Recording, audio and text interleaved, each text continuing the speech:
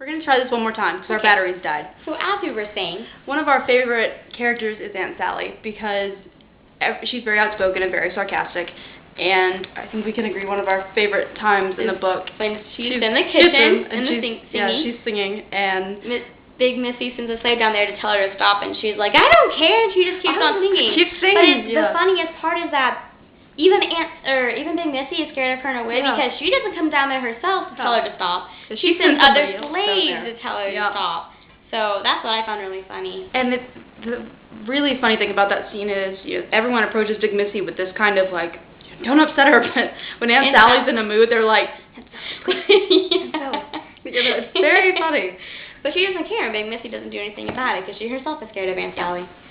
But it's very sad because eventually Aunt Sally, Big Missy convinces Master John to sell Aunt Sally because she doesn't want to deal with her anymore. And it is in that time that Virey takes over the kitchen duties, and she also meets this lovely free man? Yes, free. I was about to say free slave. He was born free, but I never explained how he was born free. But he was born free. Maybe he was born up in the north. Maybe. But his name is Randall, and that name started to bother me a lot less because in the beginning it's like Randall. Well, I just think it's random how they meet, because he honestly sounds like pedophile? Yeah, that's what I'm looking for. She's like 15? Yeah, and she's like walking by and he's working for them, like making horseshoes or something. Yeah. He's a blacksmith, and he like kind of grabs her wrist and he's like, hey, marry me! And you're like, okay, they've met each other for five seconds now? Maybe 5? Maybe 4.5. And he's proposing, and she's actually thinking about it. And you're like, what? No. I was like, time out. And for a little bit, it actually seems like she can't stand him. And then they have a kid together, and you're like, oh. I guess she can. I guess she likes him. Yeah.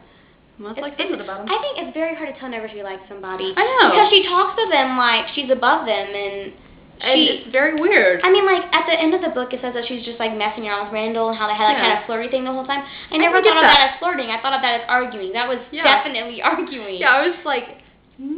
that's not flirting at all. No.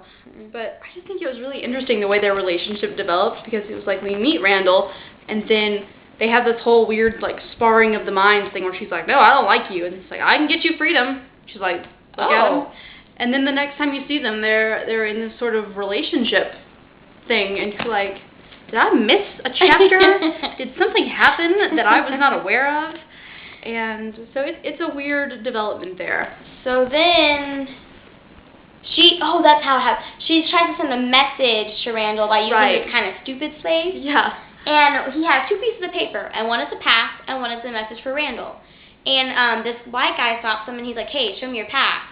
And thinking that he's showing him the pass, he actually shows a message to Randall. And so Randall, the guy tells Randall this. He's like, this is the pass. And Randall's like, no, that's my note. So he figures it out, figures that somebody's going to come looking for him very soon. So he tells Virey they need to leave. Yeah. It doesn't work out. I'm in my eye. I'm sorry. It's okay. I'll just take over. Okay. Another main character in the story, his name is Grimes, and his name suits him very well because he's very irritating. He's very scummy.